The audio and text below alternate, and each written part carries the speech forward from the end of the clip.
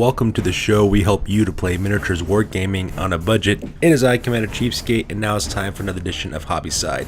These are a series of videos that we do that kind of relates to the hobby side of what we're doing for our channel here, so things like miniatures, rules, future games, that kind of thing. And on this one, we're going to be focusing a little bit more on the newly arrived General's Handbook for 2017. In fact, here we are at the Games Workshop website taking a look at the General's Handbook here. We're going to talk a little bit about it. I managed to buy my copy today at my local gaming store. I had a chance to flip through it, and we're going to talk about some of my thoughts about some of the updates that they made for the General's Handbook. So we're going to click on this real fast and read a little bit more about it, and also talk about some of the things that they made.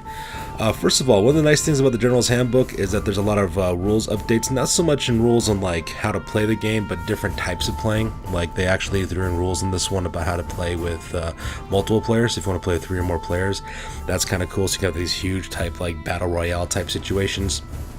They also added some more rules about one of the biggest things that they actually did is actually they changed up a lot of the rules when it came to abilities and allegiances.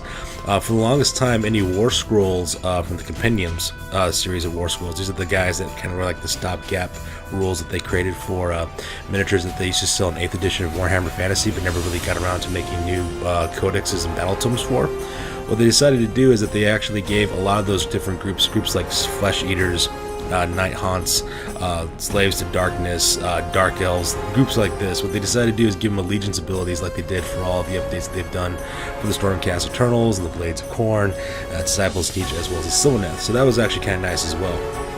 That's actually the main reason why my gaming group and I bought this book, so that way we can use those new allegiance abilities, command traits, same thing with items that they can use, magical items that they can use for each of the armies. And so that was kind of a nice little update that they put into the to the new General's Handbook as well. Another major change that they had, besides making those changes and adding those compendium abilities and allegiance abilities for the compendium rule scrolls, another big change that they also made too was also to point values to armies. I've played 2 armies from Warhammer Age of Sigmar. I sometimes dabble with my old Sylvaneth army, and same thing with the Disciples of Sneech. And I've already noticed some changes they made to the rules values for some of these units. For example, if we were taking a look at the Sylvaneth, for example, if you look at Kurnoth Hunters, originally they were cost 180 points for a unit of 3 of those guys. They've now jumped up that point value up to 220 points. Now, that's not much of a big difference. I mean, we're only talking about, like, what is it, 40 points difference in those units, but, you know, it might affect some people's lists because maybe they, you know, maybe had their list set up and played a certain way. Now that they have new point values, it kind of trades up things. So that's kind of a thing as well. Other things that they've done, they also created new battle line units for several armies as well. They've included them for their keywords, for their allegiance abilities, that they can become more battle line units, so you can have a lot more diversity on that as well. They've also included like what I like to call the major battalion war scrolls. Basically, those are the war scrolls where you have several war scrolls into one larger army. Those are like for 3,000 point games and higher. They have several of those that they made up as well for some of the armies that didn't have them before. Guys like Iron Jaws, for example, they made some of those as well. So it's pretty nice. Overall, I'm pretty satisfied with this new set of rules. I like some of the stuff that they have inside of it. I like the idea of the new allegiance abilities. I also like the idea of having new magical items as well, and command traits for the different armies. I felt that was kind of like a much needed thing because a lot of those compendium roll skill roll guys got kind of left behind the dirt when the other groups actually got theirs, and those compendium scrolls did not. Now, there is a flip side on that. If I go in the next window here, let's talk about the FAQs that they brought up. They actually posted this, I believe, a couple days ago. This is the FAQs for the Age of Sigmar guys. So we got FAQs for the Chaos, Grand Allegiance, Death, Destruction, Order. Same thing with some of the rules that they have as well. They also included here for some of the Forge World stuff that they sell that are made by Forge World for Warhammer Age of Sigmar, so they actually made some updates as well. But the biggest change, in my opinion, is what they made on the old Compendium Roll Scrolls. In fact, if you were actually to go through these really quick, let's go to the High Elves one real fast. If you go to the High Elf ones, what you notice real quick if we scroll through these is that a lot of the old Compendium War Scroll material that used to be there are gone. Like in this one, you have Highbore Spearmen, Archers, Silver Helms, Bolt Throwers, Great Eagles, Sea Warden on foot, and that's it. And if you notice, they pretty much replaced everything from the old series of Warhammer. They made into their new Warhammer Age of Sigmar counterparts. For example, guys like Teclis Centurion, for example, on the bottom of the screens here, the rules for those guys are gone.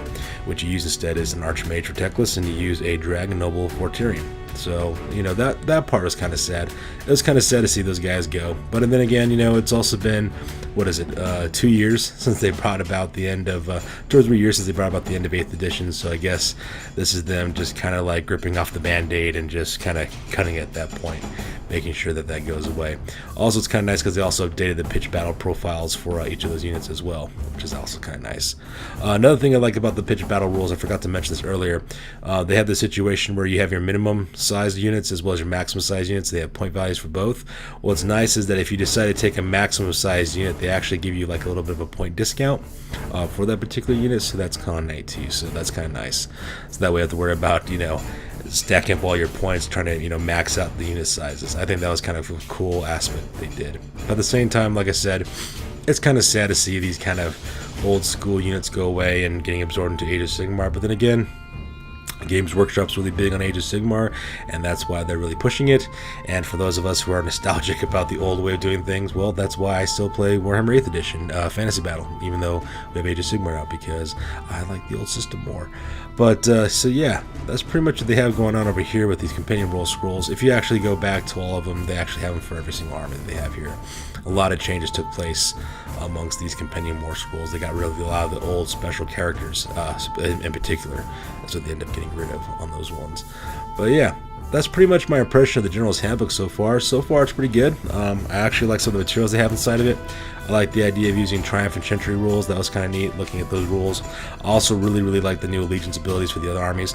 Now, some people might complain about having those Allegiance abilities for other armies, but personally, I enjoy the challenge of playing opponents that I haven't fought against before and taking on things I haven't seen before in battles, because that's just, I guess, the way I'm wired. I'm all about that. They still do have that ridiculous summoning, you know, pools point thing. I never really cared for that. Neither my gaming group did either, but you know, it doesn't matter because we can just house rule that. As you can see in our videos, we don't really use summoning pool all that much, so it's not that big of a deal. But yeah, that's pretty much what's going to happen with this General's Handbook. I don't have any access to these cards yet or anything like that.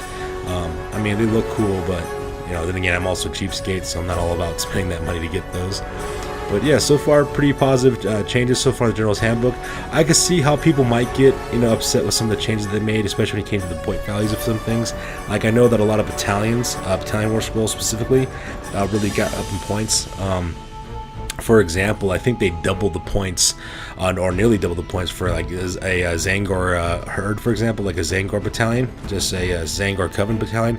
I believe in the last edition it was like 50 points, I believe, for that battalion, and this new current edition is now up to 90 points. So that's just an example of how they kind of increased the battalions overall. I'm not sure why they did that. I think what has to do is with the idea that they're trying to make it to where you don't need as many miniatures to play a game of Age of Sigmar, because they're trying to grab a bunch of new players to get involved in the hobby, which kind of makes sense because from a business standpoint, you want to make sure you got a lot of customers that come into your businesses. But at the same time, though, like I said before, it could really mess with some people's programs and things that they've gotten used to and laying up. But then again, you know, change is change, and the only constant thing in this life is change. So far, my impressions of the General's Handbook, pretty good. Definitely was a good buy. I liked a lot of the stuff that we had in it. My buddies and I take a look at it.